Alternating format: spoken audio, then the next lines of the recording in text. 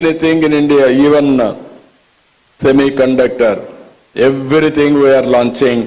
I am confident with all our initiatives, Andhra Pradesh will emerge one of the best in future. I don't have any doubt about it. అలాంటి సందర్భంలో ఇంకొక పక్కన మనం ఒకసారి చూస్తే ఈరోజు ఇక్కడుండే రైతులను కూడా మరొక్కసారి మనస్ఫూర్తిగా అభినందిస్తున్నా. ఎందుకంటున్నానంటే మీరు చాలా ఇబ్బందులు పడ్డారు, చాలా సమస్యలు ఎదుర్కొన్నారు. నేను ఒకటే మీ అందరికీ హామీ ఇస్తున్న 56,000 కోట్ల రూపాయలు విలువైన 95 ప్రాజెక్టులు ప్రారంభించాం. ఇప్పుడు తొందరలోనే సీడ్ యాక్సెస్ రోడ్డు పూర్తవుతుంది. అదే సమయంలో నిన్నే అమరావతి CRDA ఇనాగ్రేట్ చేసుకున్నాం. ఇవన్నీ కూడా 2028 కల్లా పూర్తి చేయడం. కేంద్రం కూడా రైల్వే లైన్ కూడా క్రియేట్ చేశారు. ఈ సిటీకి దగ్గర 7 నేషనల్ హైవేస్ కనెక్ట్ చేసే పరిస్థితి వస్తుంది. ఇవన్నీ కానీ పూర్తి కాగలిగితే నా ఆలోచన ఒకటే, ఆ రోజు హైదరాబాద్ బ్రౌన్ ఫీల్డ్ సిటీ 2 సిటీలు ఉంటే 3వ సిటీ యాడ్ చేశాం. హైదరాబాద్ సికింద్రాబాద్ ఉంటే దానికి సైబరాబాద్ యాడ్ చేశాం. It is a green field city. అంటే ఈరోజు మీరు గుర్తుపెట్టుకోవాల్సింది, గ్రీన్ ఫీల్డ్ సిటీ డెవలప్ చేయాలనుకున్నప్పుడు చాలా ఈజీగా ఉంటుంది, బట్ డిఫికల్ట్. ఆ ఎక్సర్సైజ్ స్టార్ట్ చేశాం. టుమారో భారతదేశం గర్వపడే విధంగా ఈ అమరావతి రూపుదిద్దుకోవడం గ్యారంటీ అని మరొకసారి మీ అందరికీ హామీ ఇస్తున్నా.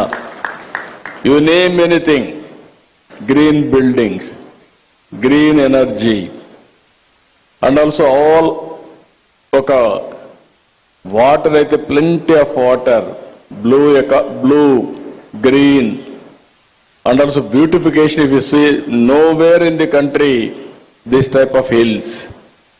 All these combinations we are going now, all utilities underground, that is duct, no cutting of roads. We are going to spend huge amount of money on green cover and also net zero. These are all the new concepts we are bringing. Ultimately, except green energy, even regular power we may not use in Amaravati. That is the speciality in Amaravati. I am very happy to announce all of you, all bankers, after retirement, this will be the city you have to settle here. You will have more premium of 20-30 years lifespan. That is our guarantee. It is going to happen. This will be the best city. We are going to make it. As on today, మీరు చూస్తే VIT, SRM, NID, BITS Pilani, India International University of Legal Education and Research, ఇవే కాకుండా ఇంకా చాలా universities, ప్రపంచంలో ఉండే best universities అన్ని అమరావతికి వస్తాయి. ఇంకొక పక్కన మీరు చూస్తే క్వాంటమ్ వ్యాలీ, క్వాంటమ్ కంప్యూటర్ వచ్చింది, జనవరికి అంతా స్టార్ట్ చేస్తాం. All banks are aware the value of quantum computing. కాబట్టి రాబోయే రోజుల్లో అక్కడనే మీకు ఒక టవర్ కూడా ఇచ్చి అవసరమైతే ఆల్ యువర్ ట్రాన్సాక్షన్స్ ఏ విధంగా సేఫ్గా చేయాలనో చేసే పరిస్థితి వస్తుంది. This city, finance city, will be different compare to all your operations. All financial సర్వీసెస్ని ఇంకా నెక్స్ట్ లెవెల్కి తీసుకుపోవడానికి ఏం చేయగలుగుతామో చేసే విధంగా మనం ముందుకు పోయే పరిస్థితి వస్తుంది. ఈరోజు మన ఆనరబుల్ ప్రైమ్ మినిస్టర్ ఆ రోజు మీకు UPI తీసుకొస్తే, ఈరోజు వేరే దేశాలు మన మీద ఆధారపడే ఆ ప్రోడక్ట్కి మన మీద ఆధారపడే పరిస్థితికి వచ్చారు. ఒకప్పుడు మనం రిఫార్మ్ తీసుకొస్తే, ఏదైతే టెలికమ్యూనికేషన్ రిఫార్మ్ తీసుకొస్తే, ఇప్పుడు 4G మనం ప్రోడక్ట్ తయారు చేసే పరిస్థితికి వచ్చాం. ఇలాంటి చాలా వస్తాయి. నిన్న కూడా CII పార్ట్నర్షిప్లో 36 MOUలు చేశాం. 44,743 కోట్లు పెట్టుబడులు వస్తున్నాయి. అల్టిమేట్గా any latest technologies, Amaravati will be A hub. Quantum valley, green hydrogen valley, ఇలాంటివన్నీ చేయడానికి ముందుకు పోతున్నామని చెప్పి కూడా నేను మీకు తెలియజేస్తున్నాను. ఫైనల్గా ఇండియా నాకు ఏమాత్రం అనలేదు, 2047కి నెంబర్ 1 సిటీగా తయారవుతుంది, నెంబర్ 1 కంట్రీగా తయారవుతుంది. అయితే అందులో 2047కి ఇండియాని ముందుకు తీసుకుపోయే కార్యక్రమంలో ఆంధ్రప్రదేశ్ గణనీయమైన రోల్ ప్లే చేస్తుందని చెప్పి కూడా ఈ సభ ద్వారా మీ అందరికీ విజ్ఞప్తి చేస్తున్నా. అయితే ఈరోజు చాలా సమస్యలు, సౌత్ ఇండియాలో lowest per capital income Andhra Pradesh, highest per capital income Telangana. 25 years back, I started knowledge economy in Hyderabad. Infrastructure, knowledge economy, IT, biotechnology, pharma, everything we started. Now I am starting with zero or minus. But with the Government of India support recently, Madam, I am very happy. ఈ stage నుంచి మీరు పోలవరం ఏ విధంగా restructure చేశారని నేను చూశాను.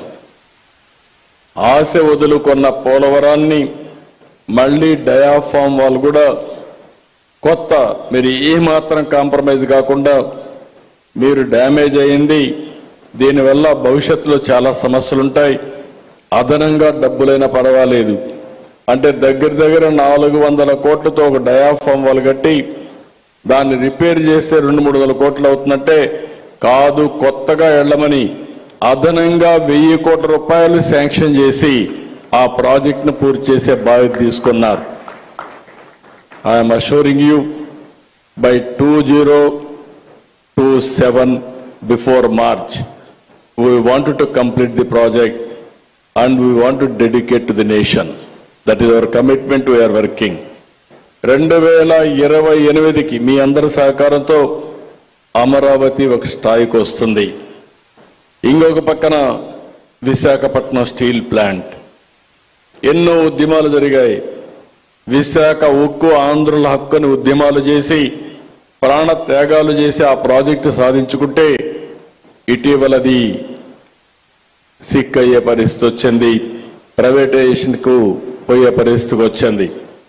ఆ సందర్భంలో తెలుగు ప్రజల యొక్క సెంటిమెంట్ కాపాడడానికి మీరు ముందుకొచ్చారు. మీరు పడిన తపన నేను చూశాను. దాన్ని ఏ విధంగా స్ట్రక్చర్ చేయాలో చేయడమే కాకుండా మళ్ళీ దీన్ని ముందుకు తీసుకుపోవడానికి కాంపిటేటివ్గా తయారు చేయడానికి ఏమేం చేయాలో అవన్నీ చేశారు.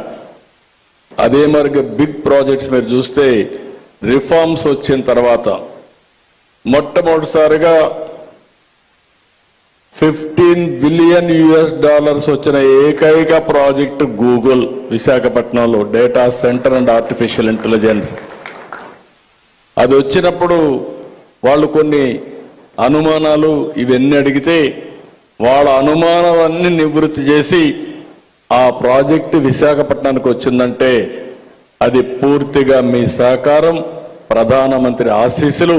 దీనికి మనస్ఫూర్తిగా మీకు ధన్యవాదాలు, కృతజ్ఞతలు తెలియజేస్తున్నారని చెప్పి కూడా నేను మీకు తెలియజేస్తున్నాను. ఇది కాకుండా ఆల్వేస్, ఎందుకంటే మీరు చేసే ఈ అభివృద్ధిలో ఈ రాష్ట్రం కూడా భాగస్వాములు కావాలి. అందుకే ఈరోజు పోలవరం పూర్తయిన తర్వాత అన్ని రాష్ట్రాల కంటే ఆంధ్రప్రదేశ్కు ఒక అడ్వాంటేజ్ ఉంది. గోదావరి, కృష్ణ,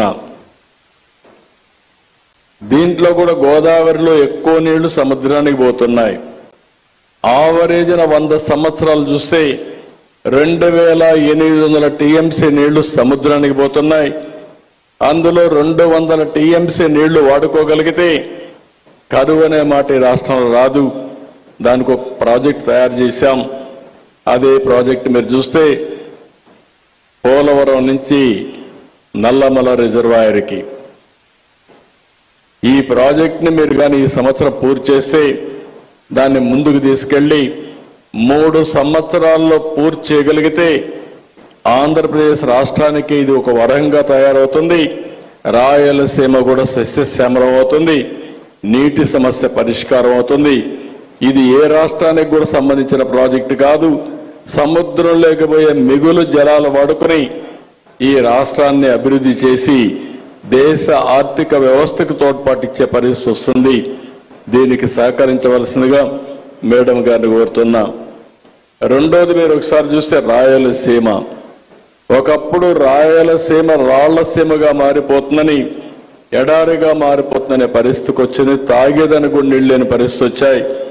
ఇప్పుడిప్పుడే రికవర్ అయ్యే పరిస్థితి వచ్చింది.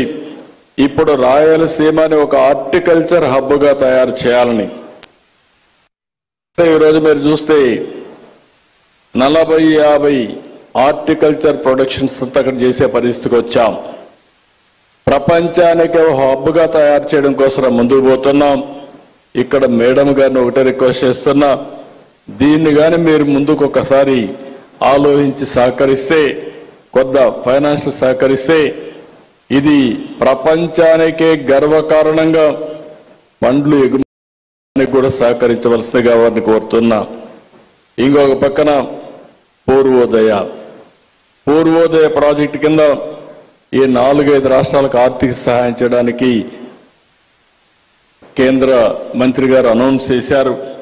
ఇది కూడా ఈ సంవత్సరం ఒక షేప్ ఇచ్చి దాంట్లో కూడా కొంత సహకరిస్తే ఉత్తరాంధ్ర బ్యాక్వర్డ్ ఏరియా, ఆ ఏరియా కూడా అభివృద్ధి అయ్యే పరిస్థితి వస్తుంది.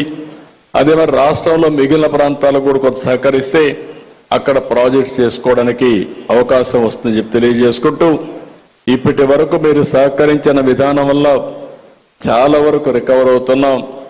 కానీ ఇంకా ముందుకు పోవాల్సిన అవసరం ఉంది. ఒకటే అష్యూర్ చేస్తున్నా మేడంకి, 5 సంవత్సరాలు మీరు సహకరించండి. తర్వాత నిలదొక్కోవడమే కాకుండా ఈ దేశంలో ప్రగతికి ఆంధ్రప్రదేశ్ రాష్ట్రం పూర్తిగా ఒక బ్యాక్ బోన్ గా తయారు చేసే బాధ్యత ఈ రాష్ట్రం తీసుకుంటామని చెప్పి హామీ ఇస్తూ, అందుకనే మరొకసారి మనస్ఫూర్తిగా అభినందిస్తున్నా. ఇంకొక రిక్వెస్ట్ కూడా, ఇక్కడ రైతులు ఉన్నారు, ఇంత మునుపు కూడా క్యాపిటల్ గెయిన్స్ వాళ్ళకందరికి కూడా ఎగ్జంప్షన్ ఇచ్చారు, ఒక టైం పెట్టి ఇచ్చారు. కానీ 5 సంవత్సరాలు విధ్వంసం వల్ల వాళ్ళు ఏమీ చేసుకోలేకపోయారు. ఆ బెనిఫిట్ రాని పరిస్థితి వచ్చింది. మీరు కొంత సమయం ఎగ్జంప్షన్ ఇస్తే ఆ బెనిఫిట్ కూడా రైతులకు వస్తుంది. త్యాగం చేసిన రైతులకు స్ఫూర్తినివ్వాల్సిన అవసరం ఉంది. దానికి కూడా సహకరించవలసిందిగా మరొక్కసారి కోరుకుంటూ, ఈరోజు ఈ సభ చూసిన తర్వాత నాకు ఒక నమ్మకం వచ్చింది. అమరావతి వేగం పుంజుకునుంది. నాకు ఏమాత్రం అనుమానం లేదు, ఇవన్నీ జరిగితే Amaravati will be unstoppable in development అని చెప్పి మరొక్కసారి మీకు తెలియజేసుకుంటూ, ఈ యొక్క ఒక పుష్ ఇచ్చినటువంటి, నేనేదో ఒక బ్యాంక్ ఓపెన్ చేద్దాం అనుకుంటే కాదు, అన్ని బ్యాంకులు ఒకేసారి ఓపెన్ చేసి ఏ విధంగా చేయగలుగుతాం ఒక మోడల్ క్రియేట్ చేస్తామని మేడం గారు ముందుకు వచ్చారు. వారిని మనస్ఫూర్తిగా అభినందిస్తూ ధన్యవాదాలు తెలియజేసుకుంటూ మీ అందరి దగ్గర సెలవు తీసుకుంటున్నాను. జై హింద్, జై భారత్, జై తెలుగు తల్లి. Thank you sir, thank you very much. మీరు అన్నట్టుగా మహిళలు ఖచ్చితంగా ద బెస్ట్ ఫైనాన్షియల్ మేనేజర్స్. అదే స్ఫూర్తితో భారత్